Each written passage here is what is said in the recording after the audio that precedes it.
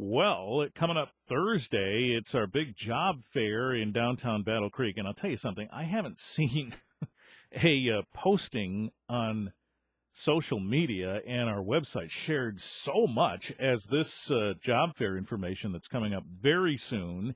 And Emily Turner is here from OnStaff, an executive vice president with OnStaff, to talk to us about how to prepare for that. Emily, good morning. Good morning. Thanks for the having time. us. Oh, wow, this is coming up, and I'm not kidding. I have seen so many people sharing this information. There are people out there just waiting to pounce on this. I hope we're ready. Yeah, I hope so too. It's very exciting. Now, when we talk about preparing for this, I'm thinking about what do you bring, how do you dress, how do you, put yourself in the right frame of mind for this sort of thing. Yeah, definitely come prepared with a updated resume and professional dress. I mean, there's going to be lots of employers there, lots of eager employers ready to talk to candidates. And so it's going to be important that you look the part and that you come prepared. All right. And you can see a list of the folks that are participating, the companies that are participating by looking at WBCKFM.com. Right near the top, it says job fair. Just click that, and it'll show you that list and some other information. Now, typically, a lot of us, when we're getting ready for a job interview, we learn a little something about the company, and we prepare. Is it different in a job fair situation where you could be talking to any or all of these companies? Right. So in this forum, you're going to be able to talk to a lot of these companies. So, yeah, if you have a company in mind that you want to talk to and you see them listed, for sure, I would take a few minutes and research that company prior to. But if you're going into the job fair with the mindset that you want to address all of the companies, I wouldn't spend a whole lot of time researching every single company. Go in with the mindset that I'm prepared, I have enough copies of my resume, and I want to stop at each and every booth to get some information and then go home and do the research after the fact. Got it. If we had to research everyone beforehand, we probably should have started last week. Absolutely. Yeah. All right. That makes sense. So choose the ones you think you want to target For sure. first. Absolutely. And hit those so that you're for sure that you can talk to the company and make sure that they have your resume. But I would encourage people to hit every booth if at all possible, if they have the time. Right. And I saw one of the comments that got posted as this thing was shared on Facebook, somebody said, "So glad this isn't on a Saturday." I think our assumption is that we need to be on a Saturday if someone who might attend is already working, but some folks are just waiting for the right opportunity, and that could be any day of the week, couldn't it? Absolutely. Yeah. For sure. So as you look at this list of different employers and you meet with potential employees, what are they looking for these days, just generally speaking? So definitely it's about attitude. We're looking for people that want to work, that have the go-getter attitude, that, we can teach skills. So it's really about those soft skills that bring something to the table. Obviously, if it's more of a skilled trade, we might have to send someone to school or what have you to get those skills. But really, it's more about those soft skills. Well, one of my old bosses, Stephen, used to say, hire for attitude, train for skills. Absolutely. I love it. Yes, that was his motto. It probably still is. We'll talk more about that coming up in just a minute. And when we talk about dress, what does that really mean? We'll talk about that with Emily Turner at OnStaff coming back in just a minute on WBCK. Did you ever? 8:16 WBCK. Emily Turner's here from OnStaff. We're preparing, for the big job fair on Thursday in downtown Battle Creek, and we'll talk more about that. You can click it, by the way, at WBCKFM.com. Just look near the top. There's a little horizontal line that says What's Hot. One of them is job fair. Click that, and you'll see the list of potential employers that will be participating. So attitude, boy, oh boy, we just started talking about this, and it is interesting because it's, my experience is kind of funny. If you meet someone who is a little sluggish in the attitude department, that resonates. If you meet somebody who's over forceful with it, then that resonates too, doesn't it? It absolutely does. Boy, you have to really play this exactly right. You do. And psychologists say that our personalities or our, as I referred to it earlier, soft skills are developed by the time we're 3. So, Wow. in life, if you are who you are at age 3, you may have to tweak some things about yourself as you grow and develop and get through college and look for that job that you really want. Mm-hmm. Do you spend time helping people adjust that? We absolutely do. Yeah. We have a division in our company that is all about coaching and training people. A whole division? We do. Oh It's my called Skill Quest. Wow. And that is what they solely focus on, is coaching and training. So what's the number one skill that you hear about from that department that folks are often working on? Is it trying to be a little bit more go-getterish or tone it down? No, I would say more go-getterish. Okay. Come out of your shell a little bit. Yeah. It can be scary to do that. It can. I mean, absolutely. This is akin to public speaking, when you have to go and put yourself out there, or sales or something, and not everybody's cut out for that, but yet we have to do that to get noticed. You do. You really do. If you want to be able to get the job and secure the position that you want, you have to approach the employer. You have to be able to sell yourself and the skills that you have at this point. Mm-hmm.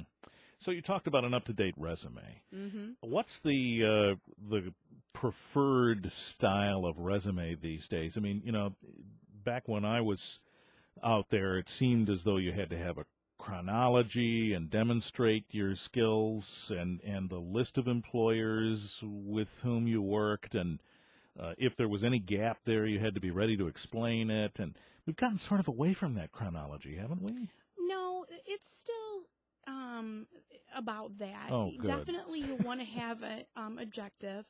Keep it to 1 page. Okay. An employer spends about 15 to 20 seconds on a resume. Wow. And whether or not they want to bring you in for an interview. So 1 page. If you want to include references, that should be on the 2nd page. And definitely you should be prepared if there is a gap in work history to explain that. Mm-hmm. Education should be on that 1st page with your work history. And explain the talents that you have from the employers where you've worked. So what have you gained from those employers? Uh-huh. And sometimes I've read, too, that in the process of explaining that, it's good to explain what you accomplished for those employers. Does that make sense? Yeah, absolutely. Okay. Yep. We're going to talk about that more in a moment. And about dress. What does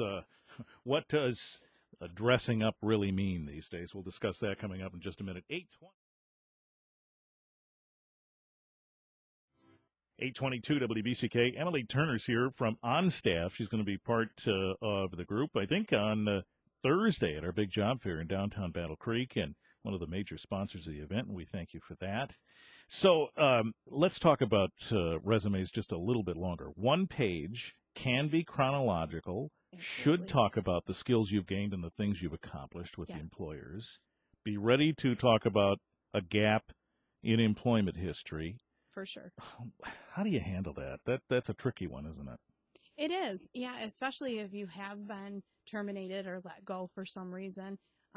You do have to speak to the facts and be ready for that. Mm-hmm. But employers expect to encounter that, I'm sure. They do, especially in this marketplace that we're in today. They do expect that they're going to have conversations like that. Mm-hmm. All right. And references on the 2nd page. Absolutely. You probably should have worked those out with those people, right? You can't just throw a name on a list. For sure. You should let your reference know, I'm giving your name as a reference, so that when the employer does do a reference check, and now it's very common, that they aren't caught off guard that, oh, yeah, I know that person. They should be ready for the reference. Yeah, I suppose it would be a little bit tricky if an employer potentially calls and the reference says, who are you calling me about? Exactly. Yeah. That's not a good sign. Right. So who should be on your reference list? Are these strictly professional connections, or should there be personal ones too? And how many should you have? Typically, an employer is looking for the 3 professional references. Okay. So it would be 3 people that you have worked for in the past. Worked for. Correct. Not necessarily worked with. Correct. Uh-huh. So it would be supervisor, manager, HR, personnel, those type of folks Okay. that know you from a work standpoint, not my buddy that I worked with next to me, the next cubicle. Now, let's suppose you are a reference and you get a call. Mm-hmm. What are you able to say? How many questions should you answer? Yeah, it depends on the company policy. Uh-huh. You know, a lot of companies will only verify dates of employment. Yep. Or will answer yes, no type questions. Mm-hmm. So it really is dependent on a company's policy. Why do those policies vary? Well, you know, I mean, it's all about privacy. Mm-hmm. So most companies do have very strict policies on it because they don't want to give out too much information regarding your confidential employment file.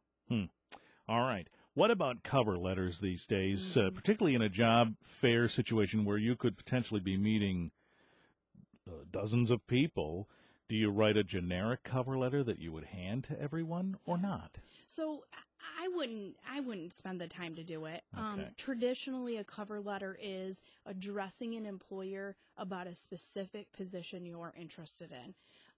I think it's nice. I think it sells you as a person. But with as many employers as going to attend on Thursday, you know, I guess I would have your resume looking as stellar and pristine as it can and be ready with the resume. Mm-hmm. That would be my Yeah, it'd be best hard to be advice. Specific with that big a group. Absolutely. Yeah. And I would rather see the best resume possible versus, you know, both the resume and the cover letter. What does the best resume possible really mean? No spelling errors. Oh, amen. On nice paper. And when I say nice paper, I'm just saying basic white or basic cream color. Most employers do not want like a green or a purple or something like that. Just basic paper, not crinkled up. You know, have it in a folder ready to pull out and it be nice and crisp. Mm-hmm. And again, just very basic so that it's easy for the employer to read. So should we be buying this parchment type paper anymore for resumes? No. No. It doesn't have to be, you know, $5 paper. Just nice and clean looking paper. Okay, good enough. Let's talk about dress, shall we? Sure. What does it mean to dress up? Dress for success. Dress for the position that you want. So my best advice, shirt and tie. Okay, shirt and tie. What about a jacket? No? You know, I would say yes. Okay. I would say if you want to look your best, you want to stand out, you want to be memorable, I would dress for the position you want. Now, let's suppose it is a position in which you would be wearing casual clothes. Still dress up or not? Absolutely. You want to stand out, you want to be memorable, you will stand out by overdressing. Mm-hmm. Interesting. So not a tuxedo by any stretch, but No. a tie and a shirt, certainly. For sure. That's interesting because I think some people would say, well, if I'm working in trades, for example, I'm not going to be wearing a shirt and tie during the day, so I probably don't need to wear it there. But you do. For sure, because you want to be the person that the employer remembers. And if there were anything that we could end on, that probably is the best way to do it. Advice. Absolutely. Thank you very much, Emily Turner, Executive Vice President with OnStaff. By the way, your website is probably easily found, and you're always looking for help, right? We are. We're so busy, and we are interested in talking to people every day. All they need to do is go to onstaffusa.com, and they'll hear from a recruiter within 24 hours. Within 24 hours. Mm-hmm. There's a quick response. And, of course, here in Battle Creek on Columbia, it's the office with that great sign out front, that big sign. You can't miss it. We're loving our new sign. Thank you, Emily. Thank you.